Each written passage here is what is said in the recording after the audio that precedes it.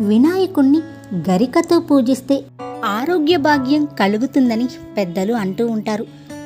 ఆ మాటకు సంబంధించిన ఓ కథ కూడా చెప్తారు. పూర్వం యమధర్మరాజుకి కుమారుడైన అనలాసురుడు జన్మతః అగ్నిస్వరూపుడు. తలచుకుంటే దేన్నైనా బూడిద చేయగల సమర్థుడు.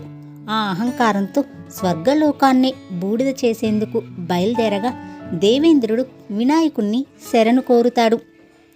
వినాయకుడు ఆ అనలాసురుణ్ణి ఓ ఉండలా చేసి మింగేస్తాడు. అనలాసురుడు అగ్నిస్వరూపుడు కాబట్టి ఆయన వినాయకుడి ఉదరంలోకి చేరగానే అగ్నితత్వంతో విపరీతమైన తాపాన్ని వినాయకుడు అనుభవిస్తూ ఉంటాడు.